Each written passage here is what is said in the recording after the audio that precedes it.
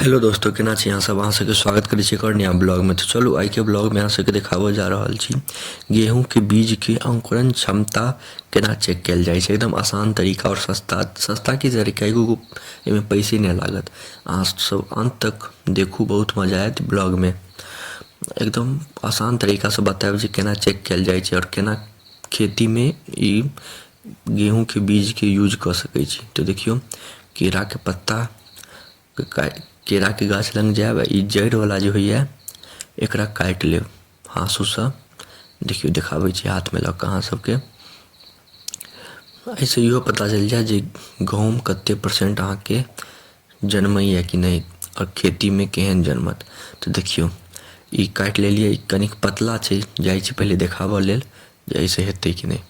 देखियो एहन छै, ऐसा नहीं हेतै, बहुत पतला छलै। तऽ की केलिए, ई केरा के मोटगर वाला पात होइ छै ने, ओकरा काटि देलिए जड़ से। ओकरा काटि कऽ लऽ गेलिए, देखियो पतला लाके फेंक देलिए। ई पत्ता के जे जड़ में होइए तकरा काटि लेलिए। आब देखियो बहुत मोटगर छै ई। अब एकरा बीच से चीर देलिए। ठीक छै, दू गो लेलिए, दू किस्म के गहूम छै, तो दुनू के चेक करबै। तो सबसे पहले एकरा चीर देलिए। आब गेहूं के लऽ लेब। गेहूं के पहले गिन लेब कै गो गेहूं ये, कियाकि गिनल रहत तऽ पता चलत जे कै गो गहूम देलिए, कै गो गहूम में अंकुर फेंकल के, कै गो गहूम में अंकुर निकललै। देखियो दू गो छै, एते मोटगर मोटगर लऽ लेब जे चीर कऽ बीच में आराम से गेहूं दऽ सकै छी। तऽ चलू देखाबै छी अंदर में केना गेहूं देल जाइ छै। पहले चीर लेब हाँसू से, ओहिके बाद एना चियारि देबै मुँह के। ओहिके बाद गिन कऽ गेहूं देबै। हम सब 30 गो दिलिए गेहूं। देखियो ना, 1 2 3 एनाही कऽ कऽ पूरा गेहूं दऽ देबै। देखियो एते गेहूं दऽ देलिए हम, 30 गो गेहूं गिन कऽ देलिए। ई हमर घर बगल के छथिन, चचा के, हाँ चचे छथिन, वह एलखिन तऽ वह कह रहल छथिन। देखियो आब ओकरा एना की कहै चिपका देबै, मतलब एना बंद कऽ देबै मुँह के। ओहिके बाद रस्सी से बांधि देबै, ठीक छै। रस्सी से एकदम टाइट बनबै। देखियो प्लास्टिक रस्सी से बांधि देलिए। एगो और गहूम के करबै। ई जे गहूम ये पहिल वाला, ई भुटवा गहूम हैत शायद। ई 2967 ये भुटवा गहूम जे होइए, 2967 गहूम होइ छै। गहूम के नाम होइ छै किस्म। तऽ एगो ई में देलिए, एगो 303 गहूम होइ छै ओहो देबै। तऽ देखियो पहिल गहूम के एना बान्हि कऽ राखि देलिए। अभी दोसर गहूम ये, एहियो में 30 गो देबै, ठीक छै। आ देखबै एहिमे से कते अंकुर फेंकै छै, कते अंकुर निकललै गहूम में से। तऽ एहियो में 30 गो धऽ देबै गिन कऽ, सब गिने कऽ धरबै। ओहिके बाद एकरो बान्हि देबै। ई गहूम के नाम ये 303 किस्म छै, हाँ 2967 छलै। दुनू के चेक करबै जे कोन बढ़िया छै या कोन ज्यादा जनमलै। जे बढ़िया जनमतै, जे ज्यादा सब में अंकुर फेंकतै, ओकरे खेत में बाउग करबै। वएह गहूम के खेत में की कहै छै छिटबै।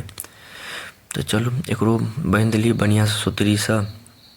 देखियो बढ़िया से टाइट से बान्हि लेब, ठीक। देखियो अब इहो भऽ गेलै। आब दुनू देखाबै छी। देखियो दुनू एकरो सुतरी से बान्हि देलिए प्लास्टिक से, कनी ढीला छलै। तब दुनू के ठंडा जगह पर धऽ देबै। ई रूम हमर एगो रूम छै, ओहिमे बहुत ठंडा रूम छै। तऽ ई रूम में धऽ देलिए, खिड़की पर धऽ देबै ठंडा जगह पर। 2 दिन रहऽ देबै, ठीक छै। देखियो ई रूम छै, ठंडा रूम छै। 2 दिन रहऽ देबै।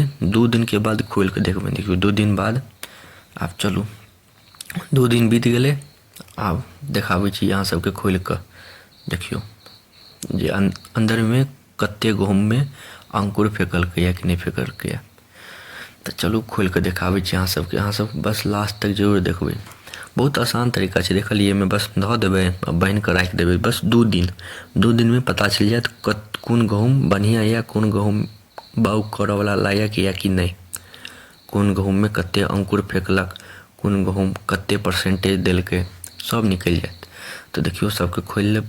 ई पहले चलू ओना कनी याद नहीं है, गहूम के देख लै छी।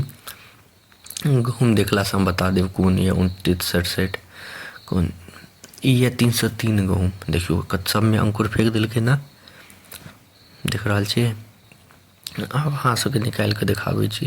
देखो सब में लगभग अंकुर फेंक देलकै, कनी दिन और रहते तो और सब में फेंक देते, जे सब नहीं देखाइए देखियो सब में फेंकने है ना, देखियो 2 दिन में पता चल गए, और जे कनी दिन रहते तो पूरा बड़का बड़का फेंक देते। देखियो सब में लगे छे फेंक देने छे, एकोटा में नहीं लग रहा है जे में नहीं फेंकने है। चलो दोसर खोले छी, देखियो दोसर वाला एकरो खोल के देखे छी एमे कते छे। एमे त कनी चुट्टी उट्टी सब लाग गेलै, तो देखियो ई है 2967 गहूम, इहो बढ़िया गहूम होइ छे। अहियो में देखियो हर में भ गेल छे, देखियो ये 2967 जे अखन निकालिए, देखियो सब में अंकुर फेंक देने छे, देखलिए। तो ये एते आसान तरीका छे। के बाद ई देख लेलिए, अगर 100% भ गेल तो बुझू एकदम बाउग करऽ वाला या खेत में आराम से ही बाउग कर सकै छी।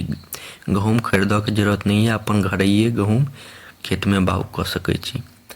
यह आसान तरीका चले चेक करऽ के जे में अंकुर फेंकै छी कि नहीं। और देखलिए 1 रुपया में नहीं लागल अहाँ सबके। अहाँ सबके एते देर तक देखऽ के लिए धन्यवाद। नीक लागे तो लाइक कमेंट शेयर सब्सक्राइब जरूर करब। मिलै छी अहाँ सबसे अगला नेक्स्ट ब्लॉग में। धन्यवाद।